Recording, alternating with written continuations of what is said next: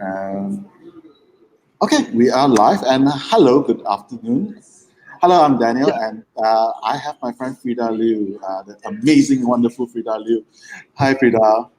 I who lives down the road. Okay, I do not know where that means, but sure. Okay, full I'm good, confession, Freda is sort of my neighbor, sort of. sort of. Yeah, but Was. yeah. But Frida is this accomplished author, speaker, radio DJ, interviewer, uh, female personality, occasional, uh, I'll say travelista. I every time when I see like Frida travel, I always get jealous in terms of like where she go and all the stuff like that. So it's like she lives the life, man. She's what you call YOLO all the way. Not this year, but we still make the most of it. Yeah. Okay, so out of the country, I managed to go to Thailand during Chinese New Year. Then during this lockdown, I the furthest I got to was Sabah lah, and that's the furthest you can get to, right? So, but it was I enjoy Sabah very much. My second favorite state after Sarawak. And for those who do not know, Frida originally hail from Sarawak, like so Kuching girl, right? Kuching, my dad's from Kuching. I live in Kuching. I have a house, my parents have a house in Kuching. Mom's from Miri, but brought up in Brunei. Barbara and Brunei. Okay. And how long have you been in west coast of Malaysia? How long have Oh you? my goodness. About 30 years. Okay. And in Long time. quite a long time. And you are most people would know that you are from you are with BFM, and you've been with BFM for the very longest period of time, and one of their pillars essentially in terms of how does it feel to be interviewed by interviewing. How does it? Because you worry about what sort of question this one's gonna come up with, lah. That's all, and then you Okay, the premise is like, actually okay. very simple. Now I know I feel to be on the The other premise side. is actually very simple. Frida Liu, what is a life-changing food experience you had? Okay. That's why when you ask me that life changing, I can't pinpoint to one thing, right? I have to say, okay, I have to set the premise.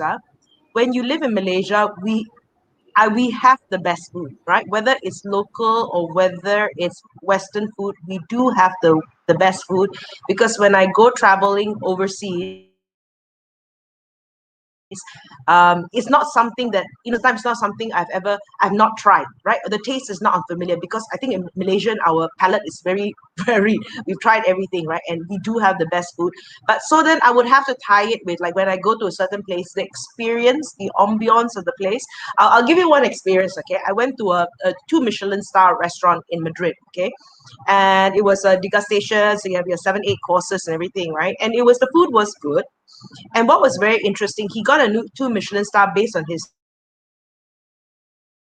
degustation and all that. One of the dish was prawn head, right? And then cooked in coconut curry. I'm like, hello, this is our Thai food. You know I what I mean? know. So it's very exotic for them. And okay, like presentation, the whole place looks nice, but it's not a taste that I'm not familiar with, right? So this is what I'm saying about when you talk about best food. I'll have to say, like, when I go back to Sarawak, my laksa, right? The laksa is enough to get you excited, right? So very fortunate. I've been around, but so you want to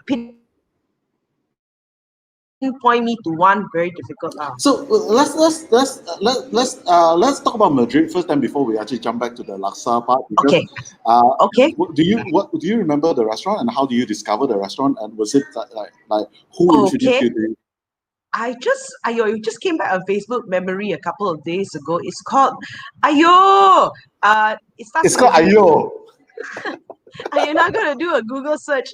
So 2 Michelin star out of Madrid. It was very close to the hotel where I was staying. It's very So when I big. went to, okay, So I go to Spain. I've been to Spain times. I go on this English program, right, where I go to Madrid and they send us off to some hotel, to some town out of Madrid, 2 hours, not 2 hours away. So I've been to three different towns, right? So even the food there is really good. So before we went out of town, one of the students that I met the first time I was there was very excited that we were back again.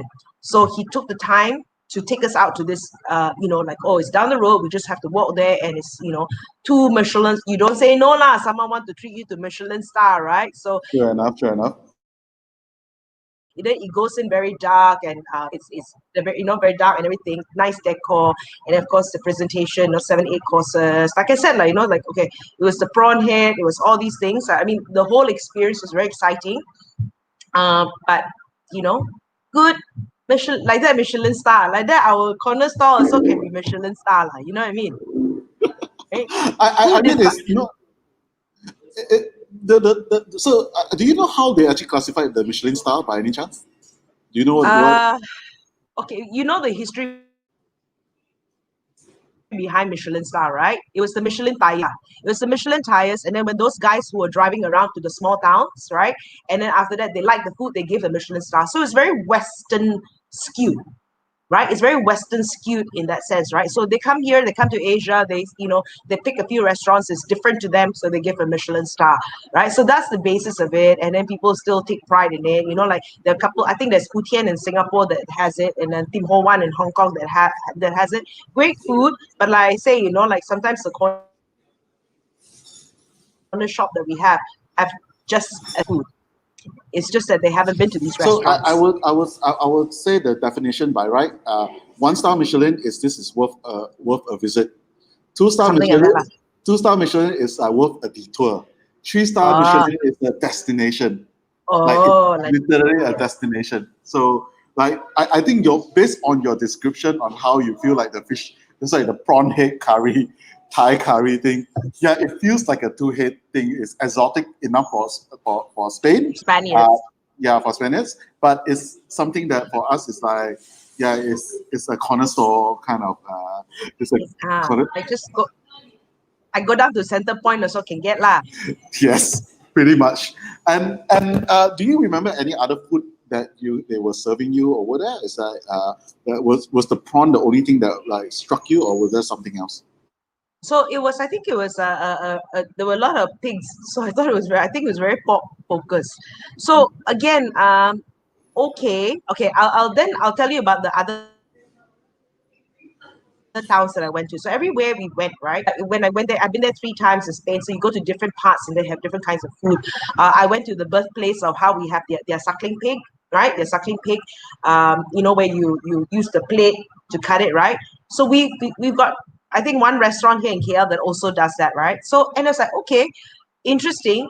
Again, I've tried it here, and the standards are, and it's done by a German guy here, but the standards are just as good. But though, I guess it's in the place of origin now, where it came from. And then as a Chinese, I know my as well. Yeah, there's always that So there's always that romantic notion that you are at the birthplace of the food, or you are at the yes, origin of the food, basically in terms of that. yes. Like eating ramen noodle in Japan is always different from eating ramen noodle outside of Japan. I do have to say though, like with the Japanese, the freshness, as good as we have the freshness here, and we do try, right? But there is something else when you eat it there. It just tastes differently when you're eating it out in Japan. So like I know you're trying to say the best place. You haven't got a name for the show at this point, but if I would say you go to Japan, even the small shop, right, take pride in their food, right, and it's very different. The freshness is very different. They're a bit more particular in that sense. Great Japanese food, something different. Many years ago, I was in Tokyo, and I went to this restaurant, based on Kyoto cuisine, right, and 8 dishes are all tofu based, and I Yeah, was so and how they just do the different ways of tofu, from you don't right down to starters to dessert being tofu, as a base, and to me it was like one of the best food there is, like, wow, they really, know their cuisine. They really take pride in their cuisine. So that was also very interesting. Like, it was pure tofu all the way. And you think like, you can get full lah. Before being before vegetarian being or a vegan being popular, like, it can get full lah. But it was very, very filling. And I want to talk about, and then before we get to Sarawak, right? In Greece, okay, so in Greece, we were driving to this place, a tourist place called. This just came back on Facebook memories, so it's all very fresh in my head again. Because And since you can't travel, Facebook memory is all you have, right? And we were driving to this town called Meteora, and it was just driving on the agency, and we said, look, we don't know where we're going. The moment we're hungry, let's just turn into the first town, right? And we turned into this first town. I can't remember the name. it's all right. The food memory is always And good. then there was this restaurant, Facebook memory, thank God, right? And then so that's my album. And because it was after summer, it was quiet, So there was this one restaurant open. There was this lady that came out. Her name is Rula. I remember that because she kept giving us free food, right? Even though it's just the warmth of the person, the hospitality of the person. Doesn't speak English, but we communicated, right? And it was like you felt the love, and the food tasted great. Great, it was good food. It tasted better because of her hospitality, of her warmth. And then just before we left, she gave us this big. I said, "This woman, she gave us free coffee, free dessert." I said, "This woman is not finished yet." And just before we left, she took out a big bottle of water and said, "For the road." And she just gave us a big bottle of water. So of course we gave a big tip, but and it was memorable in the sense of the people that are, and it was by the sea lah. So it was seafood, and it was nice fresh seafood. So Yeah. great, great holiday experience. So I mean, like the Asians in us is still like where to eat, right? It's been fantastic. So do you Yeah. actually like in the notion? Do you eat to live or you live to eat? Like, Hmm. As I get older, I do try to eat to live, mhm. but I want to eat to live well. Right? Yeah, so you don't over order, especially if you're here in Malaysia, right? If you like the food, come back again. Don't over order. I think we tend to do that, right? Thinking like it's the last day on earth. Try not to over order, but you just order what you want, and then like you be the auntie and say can tapao back or not. So I mean, it's just like let's not be very wasteful. And like I said, like, I'm really glad to be living in Malaysia. We really are. We have no problems, I think, surviving anywhere in the world because we have been trained from young to try all kinds of food. Like if you talk about Chinese food, right? Even within the Chinese food, the Hakka food, the Cantonese food, the Hokkien food, the Teochew food, right? There's the variety that we have. They're all good, right? So like sometimes, then I feel like, no, I feel like having banana leaf. I feel like having, nasi. It's fantastic. So growing up in Sarawak, let's go back to a bit of your memory and growing up in Yeah. Sarawak. So we mentioned about Sarawak Laksa. Sarawak Laksa is Yes. popularized by the late and great Anthony Bourdain, and it's something that I do not know how to describe it. And like, what was your first memory of eating that? Okay, my first memory was my dad cooking it because I was living in Brunei, right? So we didn't have a lot of food stalls and all that. So I remember my father buying the paste, and it was a fanfare. Whenever we have Sarawak Laksa, it's a big fanfare. There's a lot of work in prep, and like the big cuisines are done by my dad. So he did the broth and everything. So I remember like, like before you eat it, the smell. It's very hard to explain, right? It's very hard to explain about the smell. And I think someone who tries to cook it, if you don't buy the packet, right, to get the ingredients, I think it's like 18 to 20 ingredients for the gravy itself, right? Yes. So buy the packet because there's a lot of work to do. That's my memory. The highlight was laksa, and then after going back to Kuching, where every other stall had laksa, right? So there are a few things in Kuching that I particularly like, right? Our lo Oh, shi I don't fan know that. I is the I do clear. not know that. Okay, Okay. okay. So it's okay. So the no, people say kolomi, right? Kolomi. I don't really like. I mean I like the sauce in kolomi, but I don't like meat. I like it in lo shi fan style, right? I never I had you that. know, Okay, Okay. describe Lo Shi Fan first, because Oh, not everyone is in Malaysia, so they do not know what Lo Shi Fan is. okay. Lo Shi Fan is in the translation is actually rat's tail. Right, or shifan. It's rat tail noodles, so they look like little rat tails, right? So don't no, it's made of rice flour. Don't worry, made of rice flour. So it's so it's so instead of the noodles, your typical not spaghettini noodles, it's a different style, right? So I like and usually those noodles are egg based, whereas like with lo shi fan, there's no English word for lo shi fan apart from red tail. It's rice based. So I like that, or I like kway teow, right? Kway teow would be like your fettuccine, I guess, right? So it's rice based. And so in West Malaysia, they do it with a lot of kicap. So East Malaysia, they don't do it with kicap, right? So it's just sort of like cooked, steamed lightly, like no, not steamed. Don't ask me, I'm not a Blanche, cordon bleu. Blanche, Blanche. Blanche, it's blanch, right? It's blanch, and then after that, it's got char siu pork on it, and it's just very very simple. And the chili, the preserved chili to go with it. I'm hungry. So that's my highlight. I love lo shi fan. So sometimes I wake up, I want to have lo shi fan, or I want to have lui cha, which is another thing I'll talk about.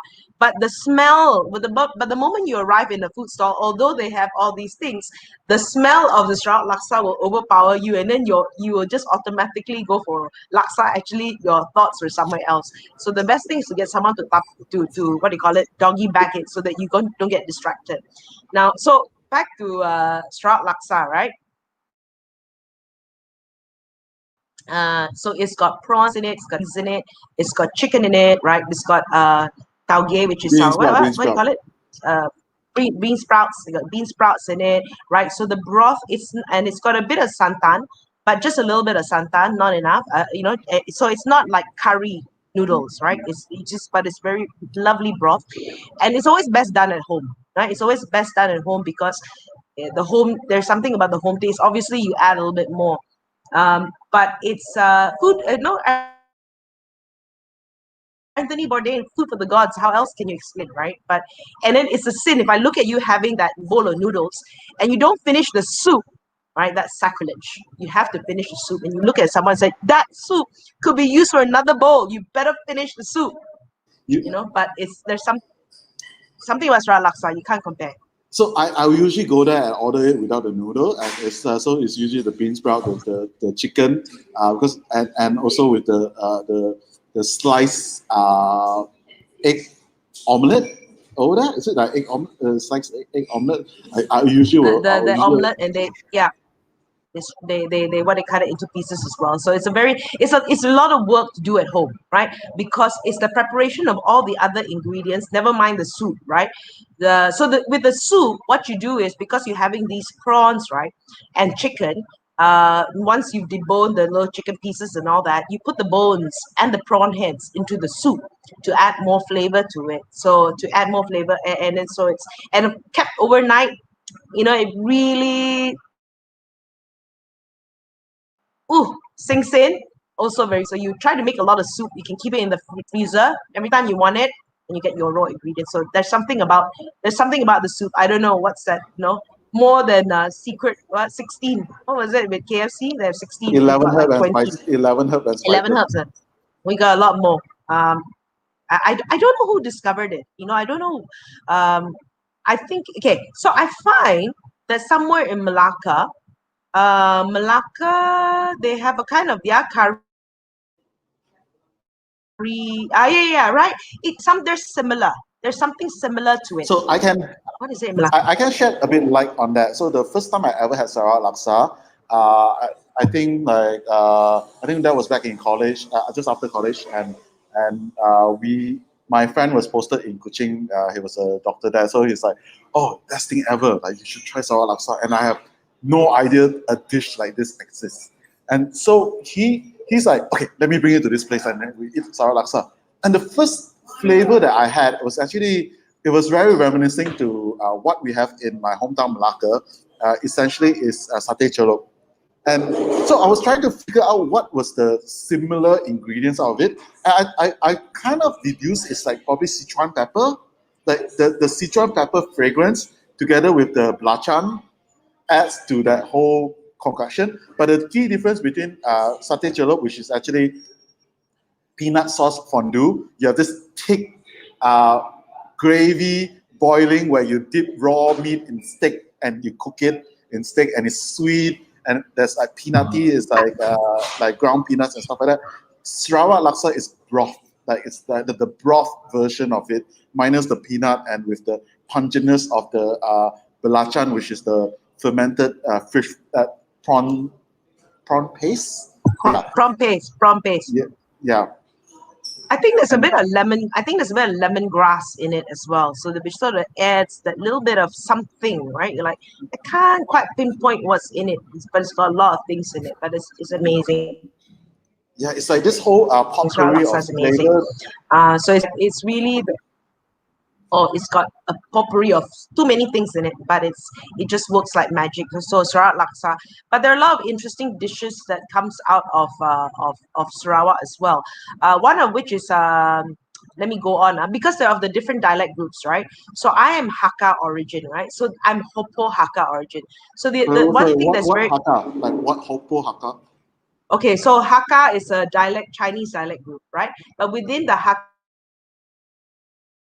dialect group, there are even subgroups. So Hopo Hakkas, you can find them in West Malaysia in Yongpeng, Kampar, okay, and Sarawak, in Kuching, Sarawak. That's what my origin is. So it's actually a vegetarian dish, right?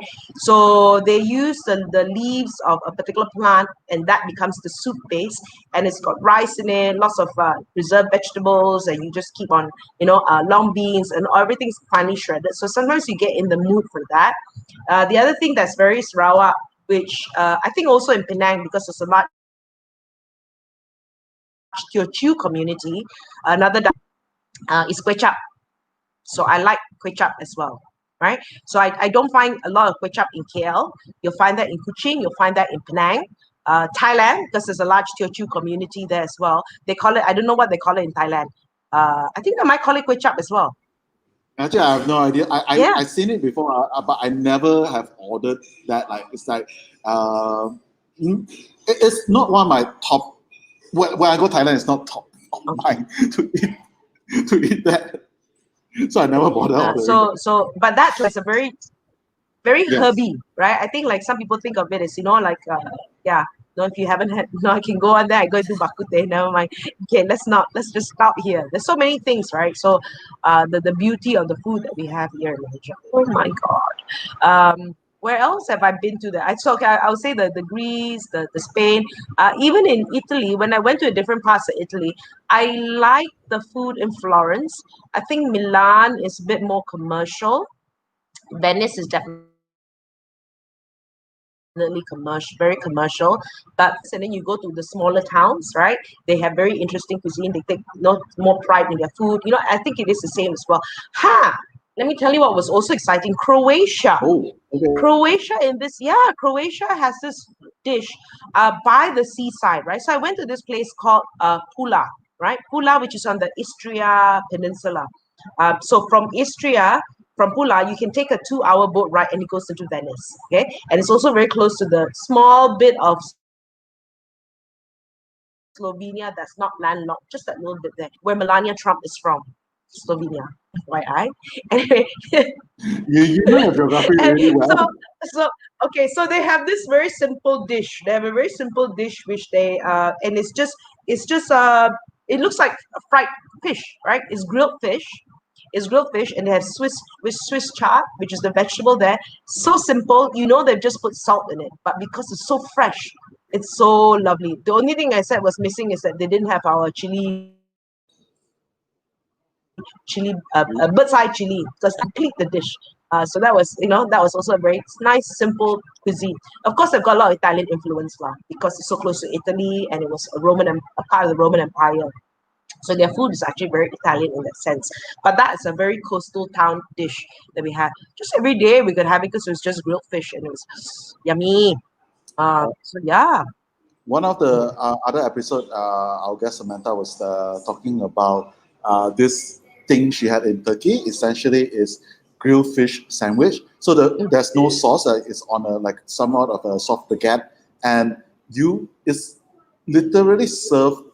Well, you actually have to order the pickle juice. So you have like a sour pickle juice that is served at the Yes, side. I tried it. You, Okay, yes. you don't like it? Okay, I did not try it. Like I did not try that at all because to me it reminds us like a rose syrup basically. No, it's rose syrup. That it's fine, but when you throw the pickle in it, and then okay, so this was by the sea, right, at the Bosphorus Sea, where the guys were in the boat, right? They're in the boat, and then they were grilling the fish. So the fish was in the baguette, right? And then after Yeah, that, then I saw everybody eating that, and then they had this drink with the pickles in it, and they were eating this. So let's try it, and I'm like, oh my, I no. And I remember trying it, and I said, this must be the second biggest mistake of my life. I posted on Facebook, and of course, everybody asked what was my first, which I did not answer. But anyway, no, that was something that. But the grilled fish with their baguette, that is amazing, right? And they're yeah, that's nice. That's nice. just cooking it by on the boat in the sea, and then like throwing at you. That was quite amazing. Like I mean, that's why like it's interesting. It's good food, but it's the whole experience, the whole delivery, right? The whole delivery, the whole experience of it. You know, so very interesting. I know, of course, Turkey is the Asia Europe combo, right? So that was good. Turkey for me was interesting. I still found it's a beautiful country, a very beautiful country, but a little um not like as a woman traveler. If you're traveling as a woman by yourself, I wasn't with myself, I was with another woman, but I think like when it's just women traveling, you don't feel so safe. The feeling is you don't feel so safe. Yeah, So that's the difference, you know. I think like when in Europe, I don't get that feeling, and that's why like, I like going to Europe because you feel safe in a lot of places that you go to. Right? It can be on the train, it can be whatever. Of course, Japan, and Singapore also very safe, right? Singapore guarantee you can go running anytime there, but even in Japan, right? You that yeah, feeling that you have. Even even going to India, I did not feel not safe. I just feel like there were lots of people, and that you might get cheated lah. You know, you might get cheated in your purchases and all that, but you don't feel like you're not safe. You know, just not safe in the sense like sure someone's gonna. That was the experience. That was the feeling I had. Yeah. yeah. I think a lot of times when we think about food and the whole experience, like just like collide in one. So you're not talking about just the taste. You're talking about the sight. You're talking about the sound. You're talking about the atmosphere. You're talking about also the environment. And sometimes like I was when we were in Ho Chi Minh, like if I go alone, I feel safe. But when I was there with family, I don't feel safe. And like when I brought them around, it's like that it did not actually bring out that whole taste that I experienced when I go there solo. You know what? Okay. Yeah. Okay, because like when you brought your family, you had to bring them to the proper restaurants. You're not sitting at the side stall by yourself on the little chair, right? Where the best food's probably there, and it's not exactly suitable for the family to sit on the little stool, you know. So that's probably where the best food is. So yeah, it's I love I remember many years ago when I went to Korea. I was a child, I was a teenager, so it's a very different Korea. So I found the cuisine a little bit different. It's very different to what I've experienced now, but was not as sophisticated as it is now in terms of I guess presentation. But look at how far Korea has gone. I mean now people talk Korean cuisine, right? But I remember trying bibimbap. No, Mhm. you said the bibimbap, the barbecue, right? And it was just so it was very different. This was in the 80s when I went there. Very different kind of presentation. I think It's not Gangnam kind of. bibimbap. I think it's the rice bowl. What you're probably asking is bulgogi, is it? Bulgogi, sorry, Okay. bulgogi. So Korean food lah, so that was okay. So yeah, like again, the experience. I was with a bunch of university students who just took us somewhere, and it wasn't like no ambiance, no nothing, but it was a very different Korea there. So I haven't been to Korea recently, not since the K-pop K-drama phenomenon, Okay. but so this is the early Korea. So, but it's I, obviously.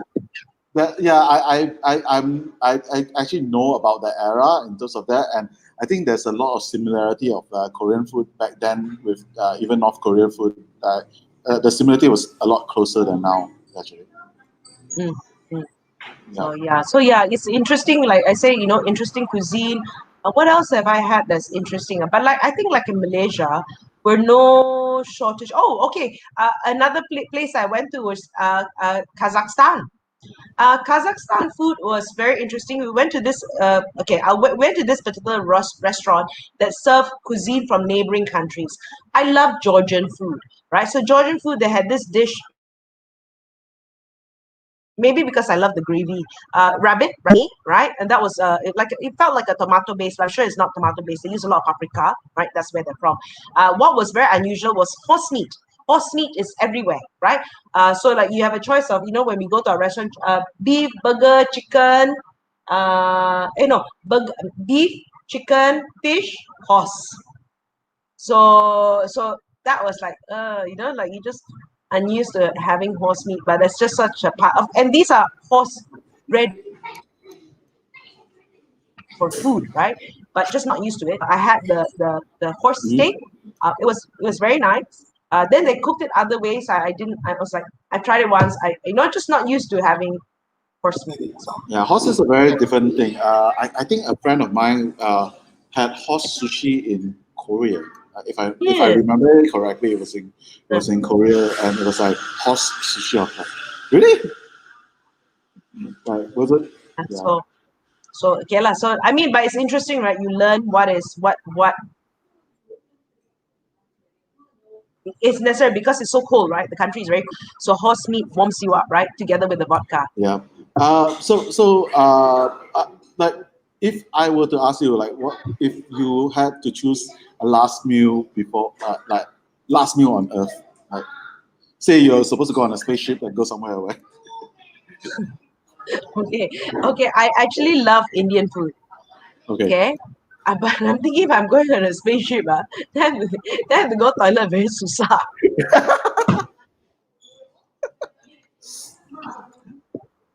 I love Indian food. I love okay. I am currently on the quest for good fish head curry. Okay. I haven't found good fish head curry Indian style in Malaysia. I haven't found anyone. Okay, so most of the fish head curry here, they would have fried the fish and then they put it in the curry. I don't like it. The best fish head curry I've had is in Apollo restaurant in Singapore. Right, so to me that is my, it's fresh, big, fresh fish head, and it's big, and it's, and so I haven't found good fish head oddly in Malaysia. What Not that, not that you. What's the difference actually, like Indian fish head curry, Malay fish head curry, or Chinese fish head curry? Okay, I don't know about Malay fish head curry, but the Chinese fish head curry, they put a lot of more santan, right? It's more santan in it. I guess the vegetables they put in it would be very much like I think santan is a differentiating factor. Like you got your panko fish head curry, you've got all this, right? So santan, and it's not as spicy, right? So that's the Chinese. Like you have your chicken curry. If it's cooked by a Chinese, it's got a lot more santan in it, less spices in it. Whereas chicken curry cooked by an Indian, it's got more Indian spices in it. So that's the key difference. So I'm not. I mean, I like panko fish, but it's not something I crave for. I love Indian fish head curry, which I find that it's very difficult to find here. So the last couple of weeks, me and my friend have been on the quest, in search of. We haven't found it yet. My friend actually took me to a Chinese one. I said, this is not what I want. I want the Indian fish head curry. So I haven't found it here yet. So if anyone's got good fine Indian fish head curry, I think it's very particular to Malaysia as well. It's very particular in Malaysia. Malaysia, Singapore. I don't think the Indians in India cook fish head curry Really? unless they're from, yeah. And it's not something that you will find there. No, so I it's think maybe Goa, but I probably think it's I'm not too certain, so that's probably right. a guess. But I would I, I Kerala. would Canada, maybe. right? Like, I would want to say, have you tried the one in Bangsa? But I think particular, yeah, I think it's very particular to our part of the world. Indian fish head curry. It's such a it could be a very hybrid cuisine in terms of the. Yes, yes. Have you Okay. have you tried the one in Bangsa? Like basically the afternoon. So No, I have. No. Anwar. I know his name is Anwar. is his name Anwar? Like you know which Or one I'm something. talking.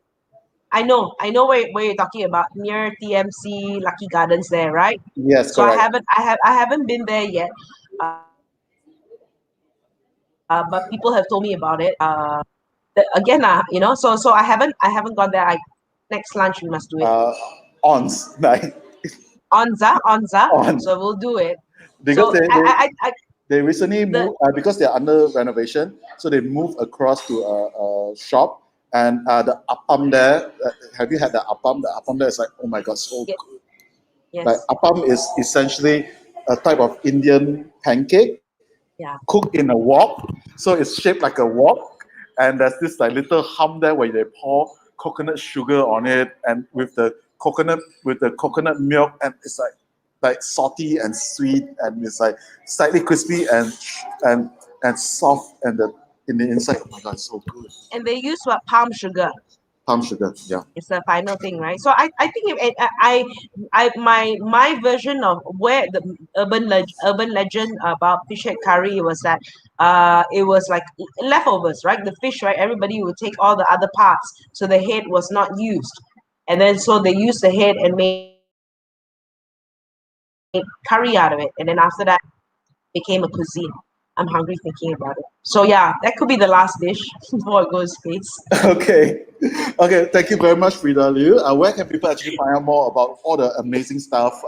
New books, new show, Oh, new book, new ap- show. appearance, I've got a new book coming out in January. It's called Life Sustain. 2021. Yeah, 2021. 2021, 2020. Yeah. Oh, 20, did I say 20? Okay, 20. Yeah, because No, this no, year no, was no. amazing. You just say January because I And just want timestamp it for you. January. Okay, so January 2021. It's called Life Stage. It's about understanding life stages, and it's a play on word like life stage, right? Stories of an empowered life, and it's about understanding the different life stages. I think women go through different life, more so with women, they go through different life stages. How do you make the best of each life stage, and be prepared for the next life stage in your life? So that's the next book coming out in January. Yeah, that's the main thing. I'm doing other things as well. I finished a course in design thinking. I'm studying now to get myself as a futurist.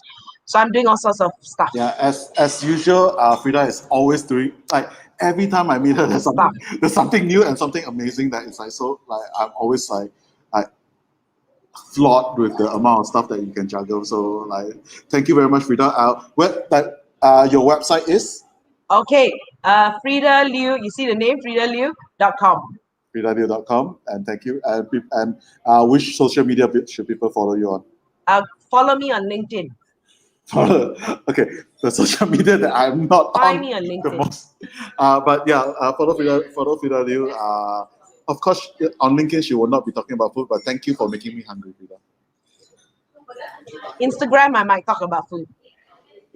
Thank you very much. It's good having you, and we'll do fish and curry soon. Indian Yes, fish and curry. please. Yeah, All right. Indian. All right, see you. Thanks. Bye. Bye.